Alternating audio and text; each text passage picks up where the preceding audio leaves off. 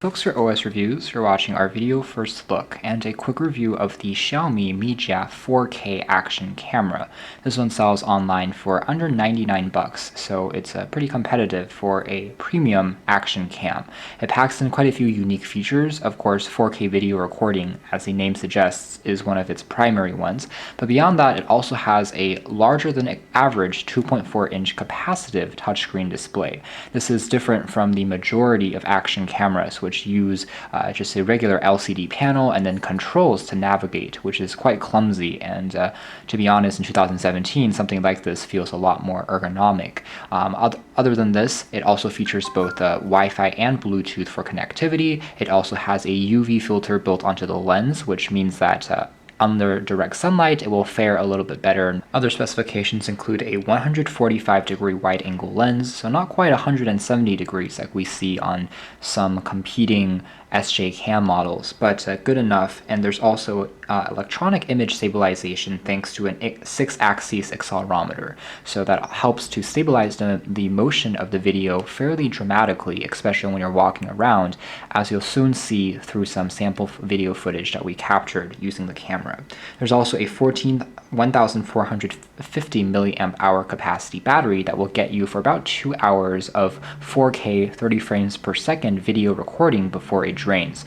So battery performance is also quite good. Xiaomi has always been really smart about optimizing battery performance, and again, it's a highlight here, just like on their smartwatches, which seem to never die on a single charge. Taking a look at the design first, it's fairly compact but also slightly larger than your average action cam, just because it has quite a substantial weight since the back here is coated in Corning Gorilla Glass and the frame is made out of a soft touch rubber and polycarbonate plastic. It feels quite nice, and the frame here has a nice texture to it, which reminds me of sandpaper like on the OnePlus One. On the very top, you'll find an array of speakers and microphones for picking up sound. There's also the dedicated power key to tap on for a few seconds that also acts as the image key for taking an image as well as recording video. On the edge, you have caps which will uncover the micro USB port for charging, and on the bottom there's also one for accessing the battery in addition to the micro SD card slot, and it supports up to 128 gigabytes. There's also a standard tripod mount for putting it into one place and capturing slow-mo or for time-lapse videos, which is something that's a pretty cool built-in feature.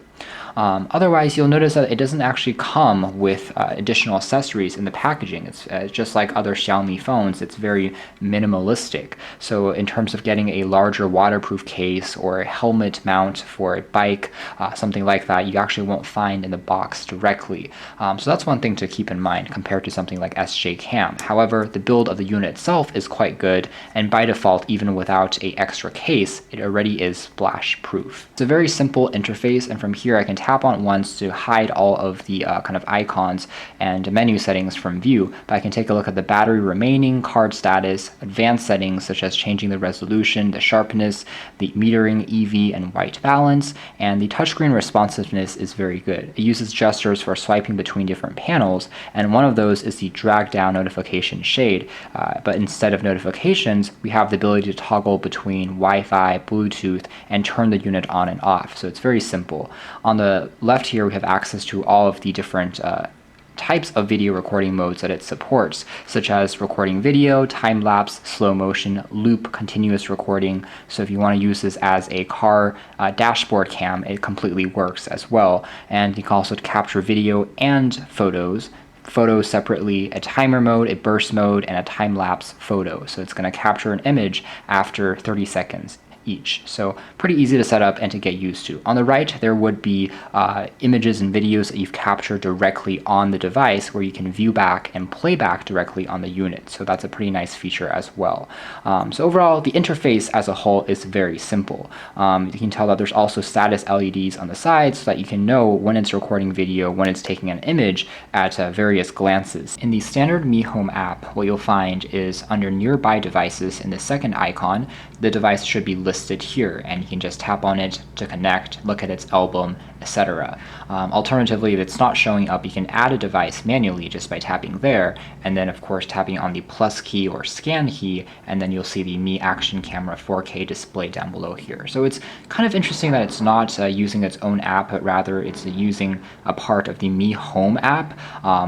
On the plus side, it means that it doesn't have to install additional software, so it keeps things light on your phone. You can see that what is being displayed on the action camera will also be mirrored over to the phone. There's also a small kind of a Wi-Fi logo that you can see in the top right hand corner that tells me, again, the connection has been established. What's kind of interesting about the action camera itself, if you notice, is its aspect ratio used on the screen is actually quite wide, and as a result, the experience of what you're looking at using the built-in display versus on the phone is quite similar, at least in this vertical view, so that's pretty nice.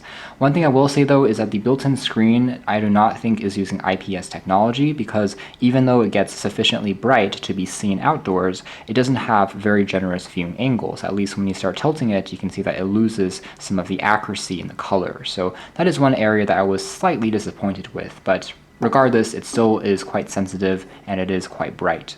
So the menu here is quite simple. I can take a look at the percentage of the battery that's remaining. I can also tap on settings to change things like adding the additional gimbal, which is an extra accessory. I can change the resolution, the quality of the video, things like that, which I showed you before through the built-in screen. I can also tap on this to have grid lines appear if I want to use it for aligning purposes when capturing video.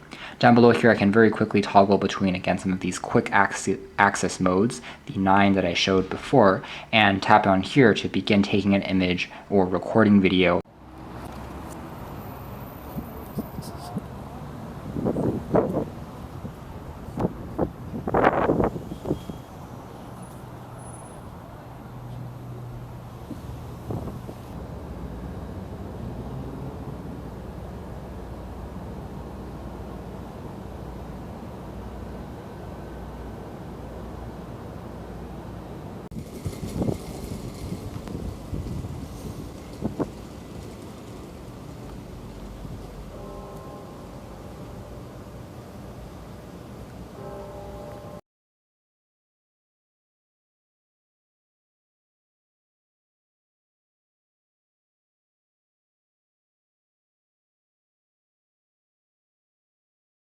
As shown in those sample clips, overall the video quality of the Mi 4K Action Cam is quite good. I was actually pleasantly surprised. It does a good job in terms of retaining its color, so it doesn't go crazy when you're going between places with a lot of light, maybe even towards the sun, versus places that have shadow. So it doesn't change that contrast really quickly. So it's quite stable in that sense. Because it does have a relatively wide angle lens, you'll notice that the quality of the video also seems to be relatively stable and not shaky, even as you're lightly moving around. Obviously, for the best experience, even with electronic image stabilization, I would recommend picking up the optional gimbal for mechanical stabilization. If you are planning on doing a ton of vlogging with lots of walking or jerky motion, then an optical stabilization will work the best. How does it compare with the recent SJCam SX4000E Lite that we reviewed, as well as the Fi V5S series? How does it compare to those?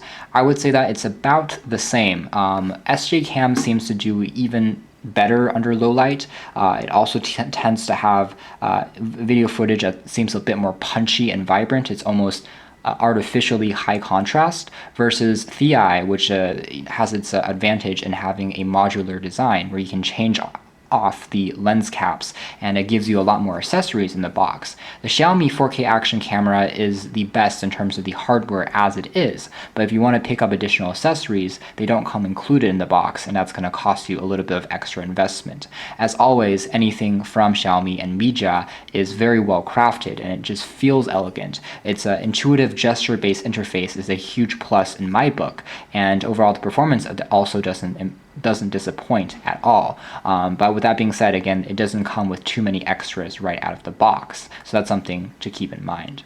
Overall, I would say this is a solid all-round action camera. If you're using it for sports, if you're using it also for blogs, you're using it for vacation, you will be pleased with the experience here. In terms of battery endurance testing, indeed, I got roughly 2 hours on a single go, and the battery can be fully charged up in under an hour and a half, which is also quite quick, using standard micro USB. So you can even bring along a power bank and that will do the trick. So battery performance, very good compared to the SJ Cam and Thi. Outdoor performance, I would say again, is definitely where this shines. Indoor performance still works well, but it loses some of the details as you get darker and darker, as expected. The sensor size here isn't small, but at the same time, it's not something that is quite as large as a pro photography tool. So overall, is the image quality quite up to the caliber of the top, such as, let's say, a GoPro? I would say there might still be a few differences here. A GoPro still captures a bit more of extra detail, does have a slightly wider field of view, which allows you to see a bit more and again might be better for sports purposes.